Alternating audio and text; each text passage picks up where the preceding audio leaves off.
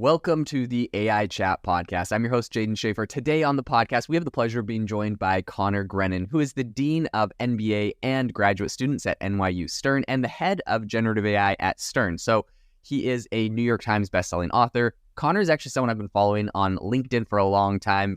We've chatted back and forth about AI things. He's always posting AI stuff, and he has over 46,000 LinkedIn followers. So I highly recommend, if you're interested in AI, if you're on LinkedIn, you got to give Conor a follow. I'll leave a link in the show notes to that. But I really think he kind of offers a unique lens on the ethical and future implications of artificial intelligence, everything that's happened. He brings you the breaking news. Welcome to the show today, Conor.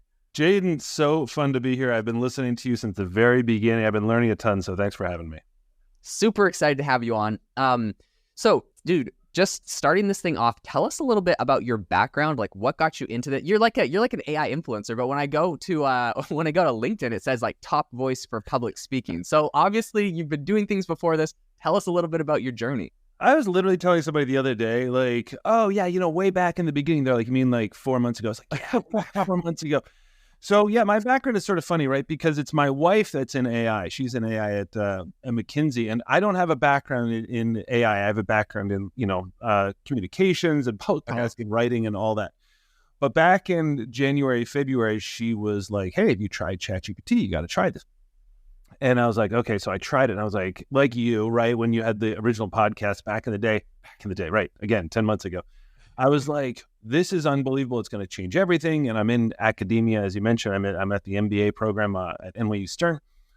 And I was like, okay, so I got to, we're in business school. What do? We like build frameworks. We love frameworks. So I built a framework to teach our MBA students. I'm thinking this is going to be important. And then I reached out to all these, heads of, industry in New York because we have connections. I was like, hey, how are you using this? Because I'm trying to teach our students. And they're like, oh, well, this won't surprise you, Jaden, right? They're like, well, we're not really using it, right? I was like, oh, okay, because it's, Have you ever wanted to start your own podcast? I record and publish podcasts on a platform called Spotify for Podcasters, and I absolutely love it. Essentially, you can upload from your phone or computer, and it distributes to every platform that plays podcasts. They support video podcasts, and you can make money on the platform with ads or even podcast subscriptions, something that has made my life so much easier as a podcaster. So if you're interested, I highly recommend you give it a try. You can download the Spotify for Podcast app, or go to spotify.com/podcasters to get started on your podcast today. This episode is brought to you by Shopify. That's the sound of switching your business to Shopify, the global commerce platform that supercharges your selling. Harness the best converting checkout and same intuitive features, trusted apps, and powerful analytics used by the world's leading brands. Stop leaving sales on the table. Discover why millions trust Shopify to build, grow, and run their business. Sign up today for your $1 per month trial period at shopify.com/tech23. Pretty useful. And they're like, well, how are you using it, right? And I was like, well, I'm using it like 50 times a day. And they're like, well, could you teach us? I was like, okay. So I came over and taught them. And this is the great part. So I was teaching them how to use it. And I trained them for like an hour on generative AI. And they were like, this is going to change everything, right? This is like hedge funds and things. And I walked away and I was like, Conor, you are the greatest teacher in the history of teaching. And, and then like I would check in with them like a week later and they'd be like, oh, we're not really using it. I was like, okay, I'm really bad at this. So I had to sort of like take it all back, and it made me like totally rework the framework, how I thought about this. But that's kind of how I got started in it. That is awesome. So this was the beginning of the year. You kind of start, going out on a limb teaching this. And, if I remember correctly, you've created some courses around this since. So walk us through like the year, some of the highlights, what you've been working on in AI and some of the things you've been doing. You've been doing some cool stuff. Yeah, well, right. I mean, like I feel like we've all been kind of like learning together, right? I mean, I feel like you've been at the forefront of this, and all of us are, all of us, right? There's a lot of people obviously out there doing this, but it's all like, hey, what are you learning? What are you figuring out? I think, one of the things that I hear you talking about that I talk about a lot too is like, how do you get people like using this? Because it's a really weird thing, right? It's like on one level, it is the simplest thing that anybody has ever used in human history, because the only sort of skill that you need is like being able to talk like a human, which you're good at, I'm good at, humans are great at. Yeah. And yet it's really, really hard to use, right? So I ended up, as I was sort of saying, I kind of like took this framework back to kind of like the lab to re-examine it. So, I mean, listen, since then I've now been, training corporations on how to do this, large corporations. I'm doing like LinkedIn. Yeah, you did a LinkedIn course or something, is that correct? Yeah, I'm doing a LinkedIn learning course on AI for business that's coming out this fall. I'm doing, Chief Executive Media has this phenomenal series that I help lead on generative AI. That's been really fun. But it was really sort of, at the essence of it was rethinking that core value prospect of like, how do people learn this? And I mean, just to sort of give you a little glimpse, like for me, it was, look, the tool is really, especially when GPT-4 came out, right? It's like, that was really powerful. I remember you sort of like early on, you're like, holy cow, if you haven't tried this, you have to try it, and so we tried that. And I was like, okay, if this is really powerful, then the only other thing in the equation is the human, right? So I was like, so there must be something wrong with us. And so I have a bit of a background in coaching, and coaching does a lot of like neuroscience and stuff like that. Yeah. And so I was talking to, people who know about this stuff a lot better than me. And they said something really cool that I didn't forget, which was, they were like, well, Conor, imagine you're trying to like get two people in shape, right? And like, one person you give like this state-of-the-art gym to, and the other person you give like a personal trainer. Okay. Now we know that the person with the personal trainer will get better and in shape better, but like, for sure, why is that, right? It's because like the brain, like it's about behavior. It's not about the tool. Otherwise, like, look, I bought a treadmill, man, and I'm thinking like, oh, it's going to look amazing. Here comes the summer. And I did it once. And I'm like, that's enough of that. You know what I mean? Like, so it's not behavior. So that's what kind of got me thinking in a new way about it. Okay. Yeah, makes a ton of sense. And I think, of course, you got to implement it to get the value out of it. Something I would love to ask you about, you mentioned a little bit about like your framework that you kind of built around. Talk to us about your framework. Talk to us maybe about some key takeaways of, people interested in really diving into this. How can they use this more? But yeah, tell us about your framework. Yeah, thanks. So it's, and I hear like sort of like, again, like all of us trying to like, what is it here, right? So first, I think that getting into the framework, I think the first thing you need to understand, or one would need to understand, is like, why is it sort of like hard to keep on using, right? And I sort of, in my sort of deep dive in the research and all that kind of stuff, it turned out that like, it's how and by the way, I'm not a neuroscientist, but I talk to a lot of them, and like, it's how the brain sees things, right? So the brain is great at like pattern prediction, automation, things like that. So when it sees something like ChatGPT, it has no framework.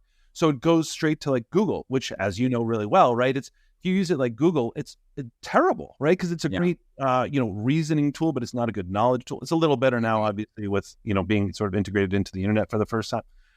But you have to understand why the brain is like resisting this. And why is it when you say the best thing you could possibly do is talk to it like a human? Why is that hard? Well, it's hard because it's hard to talk to a baby like a college professor. Like it's not a human. And so I think what I sort of like started to realize, as I did a terrible job early on and then got better at it, was essentially that, I was training sort of, C-suite leaders and everything to do this, and to learn the tool and everything. And then what I switched to when I switched to the framework was, forget the tool, just like, how do you work, right? So I built this kind of like 3-part framework, like a learn, execute, strategize framework, but not around how the tool works, but rather around how you work, right? So it's like, well, look, you're learning things, you're making decisions, you're communicating, and it kind of went really deep into that, and then saying, okay, at all those things, start applying them. And the other thing I would say on that is, I don't know if you saw Sam Altman's tweet from like a couple of weeks ago about like job loss and everything. And he's like, look, jobs can, remember that? He was like, jobs can be broken down into a series of tasks. And I was like, gosh, that's really a bright thing to say, right? So I started moving into that. I'm like, instead of thinking about your job as this monolithic thing, start thinking about it as a series of tasks. Because what I keep hearing, even from like the brilliant, I won't even name names, but the brilliant folks out there on this is like, just practice. But I'm like, that's like saying like, eat less and exercise, man. Like if we know eat less and exercise, but like, how do you practice? So instead I'm sort of like talking to people about like how to break down their day and their tasks. I love that. Yeah, it's totally about breaking stuff down into tasks. Like people talk about like, oh, AI is going to like take over podcasting and stuff, which, I mean, to be honest, if I didn't have to sit down and do podcasts, I'm sure I'd be fine, but I do enjoy it. So it's fun. But it's crazy the amount of tasks I automate in a day. Like as you might know, like I produce an insane amount of podcasts. It's like 3 podcasts a day. Sometimes a bunch of crap happens. It's like 4 or 5. I've been known to put 10 out in a day when it was, just crazy. And like that is like almost, it's funny because I talk to like, so for example, I've been talking to a bunch of companies lately because I'm like, hey, I produce all this content. I'd love for you to grab it, put it into social clips, and like schedule it out for me. I know it would like help the podcast grow, but I don't have the time to really do this. And a lot of them are like looking at how much content I produce, and they're like, yeah, sorry, that's like too much content. We don't really want to do that. And they're like, you're not a good customer or whatever. I'm like, okay, fine. So now I got to like go train someone to do it and just do it in-house, whatever. But the point being, there is no way I could create this amount of content and get my podcast to where I've gotten it to over the last year without like, you have no idea how much I use AI for every single task. So it's totally like what you said. I've broken my objectives and my job, you could say, into a series of tasks, and I have AI scaling a whole bunch of them. And, ultimately I'm going to have to hire actual people to help, but they're still going to be using the AI tools and my systems to kind of do all the scaling. But yeah, at the end of the day, when people are like, I don't know, the pros and cons of AI, it's like at the end of the day, every person can find a handful of AI tools and you can immediately produce about 10 times as much output, whatever that looks like for your job, 5, 10x your output. And, in other words, like your growth, your revenue at your company, whatever that is that you're measuring, totally can be scaled. And then just look at it like, what are the parts that you love? What are the parts that AI is not good at? Those are the things you focus on. But if AI can do something, like just let it do it and save yourself a ton of time. I'm sure you give that advice all the time. So that's so right, Jane. But here's what I love about what you just said is that like people ask all the time, I'm sure you get asked this question a lot, like what companies are doing this well? And the honest answer is I don't really see a lot of companies really doing this well. And I thought about that a lot. And it's like, right, because companies are made up of people. Do you know what I mean? But and those people, they kind of want to come to work and they want to go home. And, but when I do see people doing it really well, the people I sort of reference are people like you, right? I'm like, even though, I hadn't sort of like gotten that little dive into what you just did, but it's people who have so much to do, small startups, less than 20 people typically, are just like, sometimes nonprofits too, like they just like have way too much to do. And they're like, okay, this is like survival mode for me right now. Oh. What I love about that too, and why it's so hard to do use cases, like I'll go into a big healthcare organization or a marketing, whatever, and people say like, well, or private equity, I do a lot with private equity. And they'll say like, well, how do you use this with, healthcare? I'm like, you're going to tell me how you use it with healthcare. Because anytime I start to throw out use cases, you just gave a phenomenal use case that's applicable to almost nobody unless you're doing this, right? So I kind of think of it like electricity, right? So like if you went back in time before the light bulb, right? And you brought back the light bulb to people, right? And they would be like, this is unbelievable, right? Like they would know exactly now I can do X, Y, and Z, all that kind of stuff, right? And you'd be like, Jaden the God, right? And then let's say you kind of came back to this, time period. And then you went back like a month later, you're like, I have, something even better. And they'd be like, Jaden the Great, what is it? What do you have? And you'd be like, I have electricity. And they'd be like, that sounds incredible. How do you use that? And how do you answer? Right? The answer is like, well, what do you do? What do you like? Yeah. It's like, if you need to heat your house, you heat your house. If you need to cool your house, essentially electricity is different for every person, but all electricity does is help. Like I could heat my house and cool my house without electricity. It just helps you do it faster, better quality, all that kind of more efficient, everything like that. But you can't just go in and start giving electricity use cases unless you know what people are doing. And generative AI is sort of like that because, things like we've been using AI forever, obviously, right? Like spell check. Like you don't use spell check for anything except spell checking. But now we've like ripped the user interface off AI and we're left with this generative AI, and it's like electricity. Like how do you use it? Well, it depends on what you do, Yeah. Oh no, I totally get that. Really not. It's difficult to find the exact use cases. It's like, look, I'll teach you how to use the tool. I'll teach you what tools and capabilities are out there, but you really gotta be kind of creative. And I think it's because it touches every industry and niche right now. The people that they can learn, they can take your coaching, they can listen to my podcast, whatever. They learn the knowledge and they figure out how it applies to their industry before anyone else in their industry does. Those people are going to be so much further ahead. There's a lot of opportunity right now for kind of that arbitrage and that delta where you really can find the gap and fill it with figuring out your own use cases. And it's kind of honestly, it's kind of why I'm starting my new startup, AI Box. I'm sure you've heard of it. Yeah. Essentially, we allow people to take their AI workflows and turn them into like tools, post them on a marketplace and monetize them. That's the concept. But the reason we came up with that is because when ChatGPT first came out, I was literally sitting there and my wife and I, we've done a couple software startups and we were thinking of like 10 new use cases every day. I'm like, oh my gosh, it'd be amazing to do like X, Y, and Z. We'd like chain together all these AI models and like all these prompts. We were thinking of like 10 of these a day. And it got to the point where I'm like, there's no way I can create all the ideas I have, number one. And number two, there's so many use cases out there that I will never be able to think of. I'll never be able to create. I'm not going to create like a company that just makes a million AI use cases. So we're like, we just need to build a platform and let the people do it, because the people know, they know what they're using AI for. They know what their workflows are in a way like I'll never know how a mechanic or a lawyer is using this to help craft a certain aspect of a contract or, yada, yada. But like these people do know. And there's so many incredible use cases I've been hearing since doing the podcast. I'm sure you hear a lot. But yeah, it kind of all came back to that. No, and that's the thing about AI bots, which is I always hear you sort of like, pitching it a little bit in the beginning. I'm always like, that sounds actually really cool, because it's exactly what you're saying, right? Like, this episode is brought to you by Klaviyo, the platform that powers smarter digital relationships. With Klaviyo, you can activate all your customer data in real time, connect seamlessly with your customers across all channels, guide your marketing strategy with AI-powered insights, recommendations, and automated assistance. Deliver experiences that feel individually designed at scale and grow your business faster. Power smarter digital relationships with Klaviyo. Learn more at klaviyo.com/Spotify. That's KLAVIYO.com/Spotify.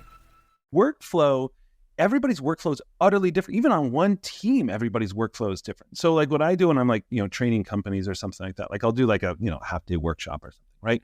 And essentially, like, I'll say, hey, listen, I need to sit with somebody to do a demo, because I can do a pretty good, compelling, generic demo that's interesting and all that kind of stuff. And I do it in keynote speeches, all that. You've probably seen this kind of thing, of course, a million times, and you've done it, I'm sure. But there's nothing like when I sit down with somebody and say, tell me what you do. And I'll be sort of like driving the car, so to speak. Like I'll be sort of like typing in.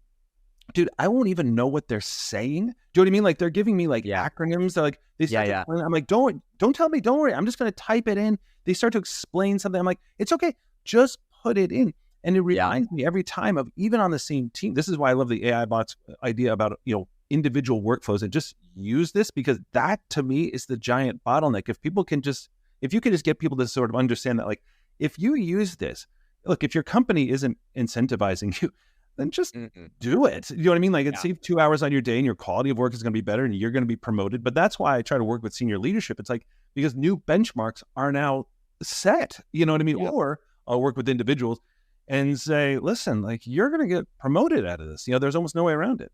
Yeah, 100%. Yeah, there's no way, like, if you really do dive in on AI, you're going to get promoted or your company's going to grow. So yeah, it's a no-brainer. Something I'd love to ask you about, Conor, is, so you're in this space, you're consulting, you're seeing these use cases. What are some of the most exciting use cases in AI that you see today? And then also, what are some of the most exciting ones that are coming down the pipe that you're forecasting that you're excited about?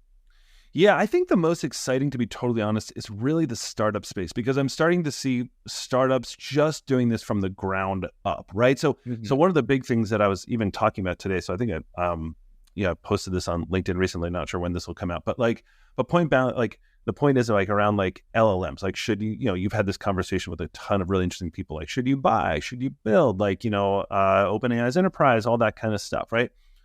But it's really interesting because people are building these and buying them and everything, thinking this is going to solve something, but it doesn't solve anything any more than, again, like putting a treadmill in your house is going to get you super fit. I mean, it's all about you and your behavior. And this is all about change management, right? So when I talk to companies, I'm like, this is not a digital transformation. I mean, look, there's tech stack aside. It's not a digital transformation. This is a change management thing, which C-suite tends to be really, really good at. It's kind of probably how they got to the C-suite.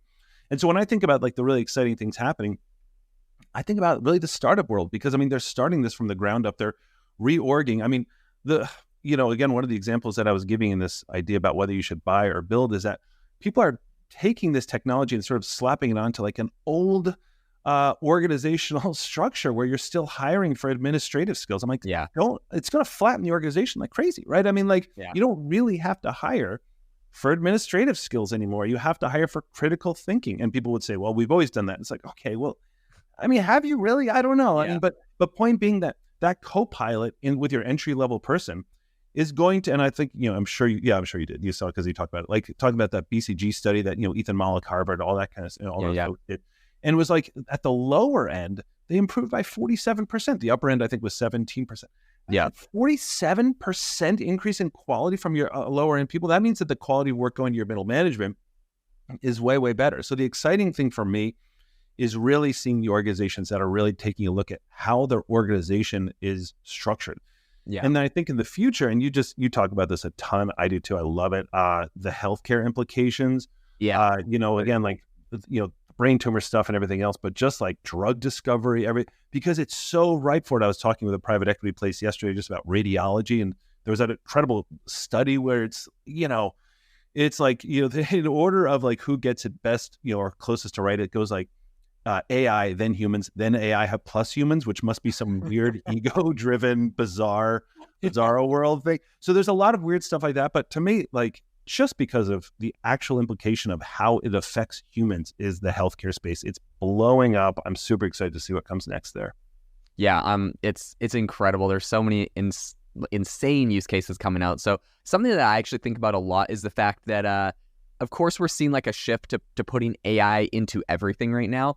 But I really think like probably first quarter next year, everything is going to go even crazier, because we've had like a cycle where pretty much from the beginning of this year, like end of last year till next year, we'll have this full cycle where a ton of software companies and even large corporations will have had a full year to essentially implement, build out a lot of these AI tools. And so I think, right now, of course, there's lots of cool stuff's being integrated, but I think we're even just scratching the surface on like the current technology, like just ChatGPT being integrated into something or LLMs being integrated into something. There's so many, like you mentioned, startups that are going to be coming out with some really crazy innovation in the next, number of months that are finally kind of getting their products out of development and into the hands of everyone. We're seeing some, like, even myself, I'm really excited about like Air AI, I think it's called, where it's like the sales one where it literally can do like the full sales call chatting, just crazy. Yeah, I saw that demo. Yeah, like it was like a Tesla demo or something like that. Yeah, it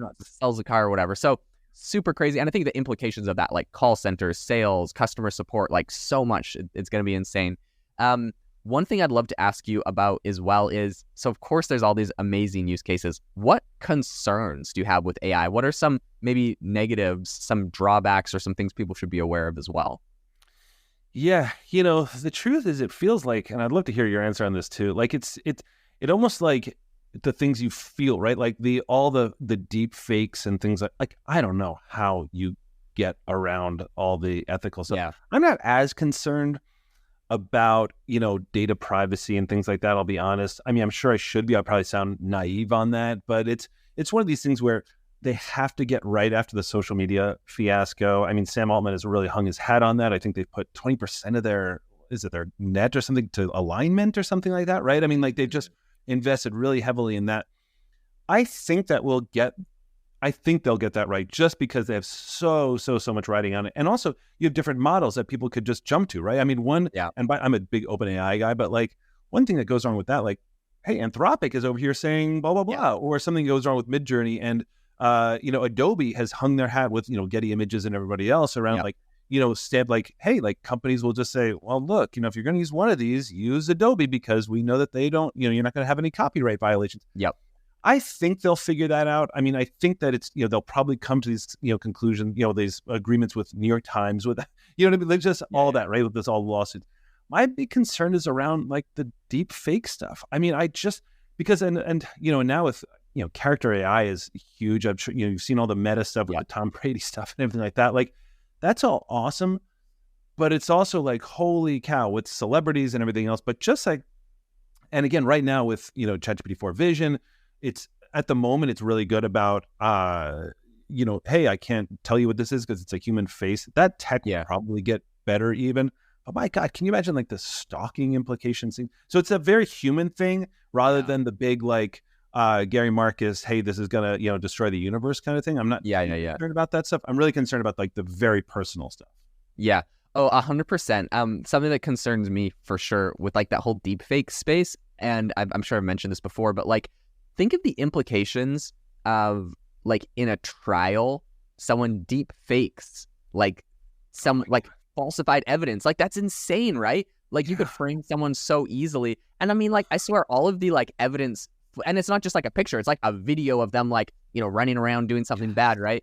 And I swear, like, all of that, like, security footage we see now is just, like, grainy anyway. So, like, they literally could have, like, it's just crazy. So that definitely concerns me. I'm not sure, like, at what point, I'm sure they're going to have some really crazy, like, systems and processes in place for vetting, like, evidence content now, right? Because if you show something to the jury of someone clearly doing something, it's kind of like a closed book. But like, who's thinking about, oh, maybe this was just a completely fake thing, So anyways. Yeah, AI forensics is going to be like the big, I mean, you think about it, like we used to do eyewitness testimony, and now we can't even, and now we're sort of in a whole new world. But I think you're right. I mean, I hadn't even thought of that. That's wild. Like, but yeah, this idea that, people will be experts in, I mean, obviously AI writing, I don't think there's really any way. Maybe in imaging, there'll be like some tell if you go deep enough in the pixels or something. I don't know. That's crazy. I hadn't thought of that.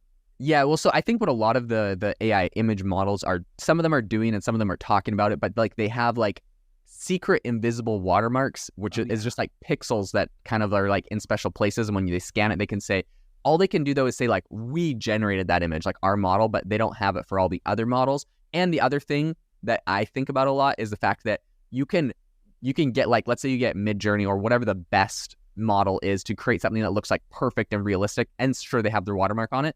But then you can also just throw it into, let's say, just like a bootlegged open source model with no security on it or anything, and say like, recreate this image away.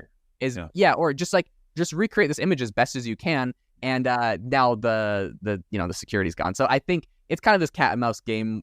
I don't really know what the solution is. Even OpenAI on their like AI text, detection, they gave up on that project after a handful of months because they're just like, well, we can't do it. Our accuracy rate was pretty bad. It was like 60 or 70%, right?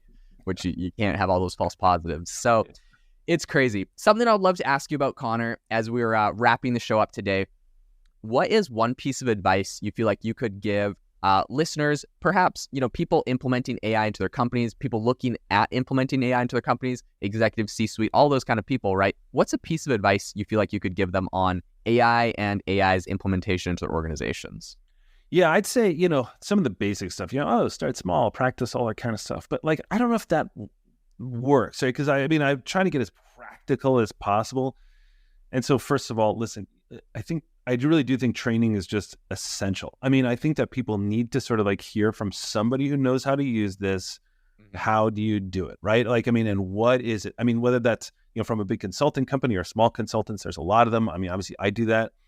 But really, like, what I tell people, if I can kind of get in their ears, is don't think of this as tech. Don't think of it as a digital. Think of this as change management. You are excellent, you C-suite person, at change management. Think of it like that. How do you change behavior? How do you change learning? I mean, I was talking about in this one article about like, do you need like a chief AI officer? And I was saying it's more like a chief productivity or chief learning officer. Do you know what I mean? Like, because all that does for the C-suite and for, kind of the VP level or whatever it is, it just does one thing, right? It allows them to see what the new benchmark should be. And then they have to take it from there, right? And then I think with, when people ask me to be totally honest, like sort of, at the non-P&L responsible kind of level, and people just be like, hey, how can I get better at this?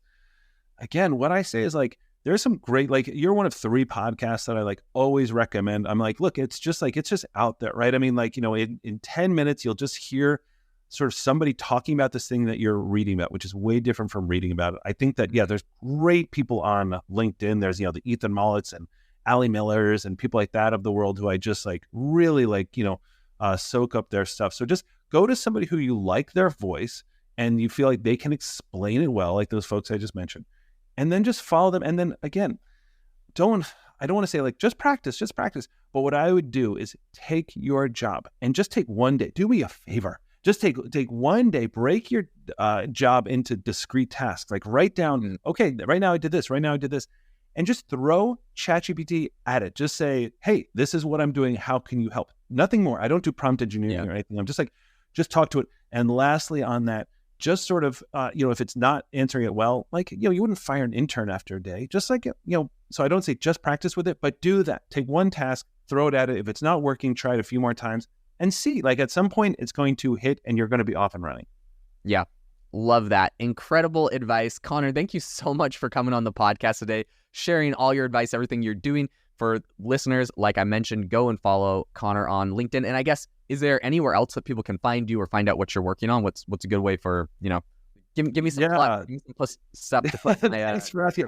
Yeah, I mean, I like doing YouTubes just because it's fun. Like, I'm not a big YouTuber or anything like that, but like I love doing sort of like YouTube videos on this, LinkedIn and Twitter and stuff like that. Like, Jaden, I don't know how, like you were just talking about content, so I love that. Like, I am working at getting a newsletter out that sort of like actually what I'm good at is like career coaching. I've done that for a decade, and just thinking about how to integrate generative AI into your career. I really want to do that because I'm a writer by trade. But I hear you, like the overwhelming amount of content that you and I are, I think, producing. People are like, okay, chill out. But like, but anyway, I'm gonna, that's sort of like just what I'm doing. LinkedIn, YouTube and stuff like that. But yeah, and again, continue listening to you, and I think I'm just learning a lot from you every day. Very cool. Well, appreciate you coming on. I'll drop links in the description to that content, and people can go find you on LinkedIn and get, I'm sure you'll be sharing as you're coming out with all of that new exciting content and stuff. To the listener, thank you so much for tuning in to the AI Chat podcast. Make sure to rate us wherever you get your podcasts, and have a fantastic rest of your day.